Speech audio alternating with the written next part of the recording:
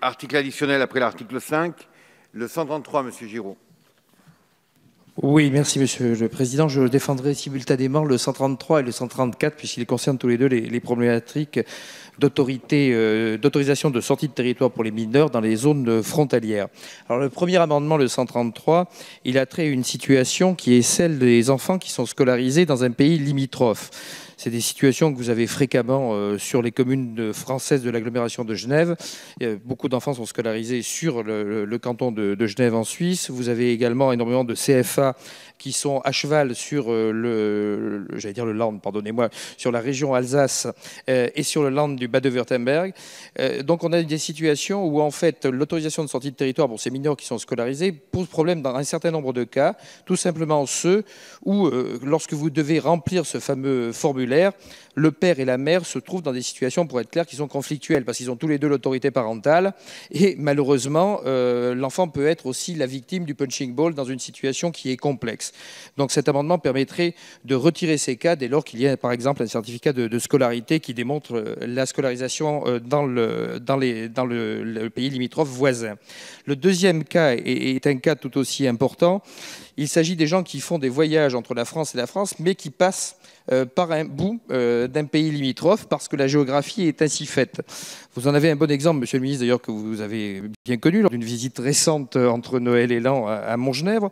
Si vous prenez un billet SNCF marqué Paris-Montgenèvre qui va de France à France, vous avez ce billet ici qui est un billet électronique, eh bien, il est marqué simplement que vous devez changer de train dans une gare qui s'appelle Oulx, dont vous ne précisez pas qu'elle est en Italie, pour 6 km, effectivement, mais elle est en Italie.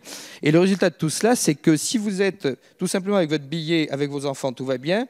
Si les enfants voyagent seuls, ça se passe moins bien s'ils n'ont pas d'autorisation de sortie de territoire. Et si vous emmenez avec vous votre neveu, il n'a pas forcément d'autorisation de sortie de territoire parce que vous n'y avez pas forcément pensé, vous ne saviez pas que vous passiez 6 km en Italie. Donc il convient simplement que lorsqu'on va de France à France par un bout d'un pays limitrophe et que la destination est bien la France, il puisse y avoir des dérogations. J'attire votre attention sur le fait que ces situations peuvent être dramatiques. Ces mesures sont mises en application depuis le 15 janvier.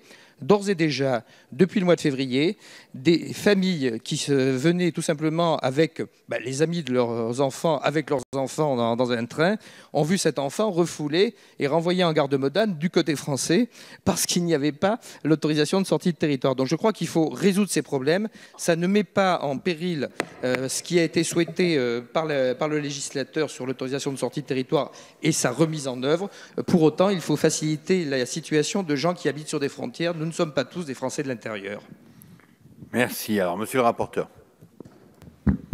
Oui, j'entends bien les préoccupations qui sont des préoccupations quotidiennes de parents, hein, tout simplement. En réalité, le décret est un décret du 2 novembre 2016 qui permet que la durée de l'autorisation, qui prévoit que la durée de l'autorisation ne peut excéder 1 an à compter de la date de signature. Donc ça, c'est réglé. Il y a le problème du transit qui est l'objet du deuxième amendement et j'inviterai volontiers le ministre à regarder si un complément réglementaire ne peut pas être adapté à ce que décrit notre collègue.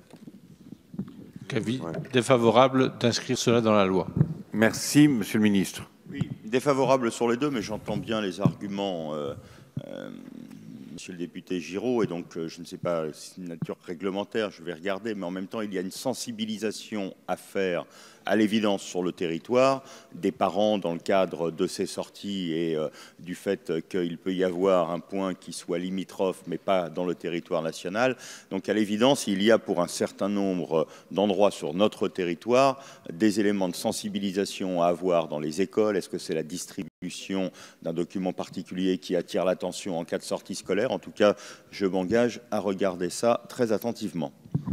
Merci. Je vais mettre aux voix donc successivement ces deux amendements, le 133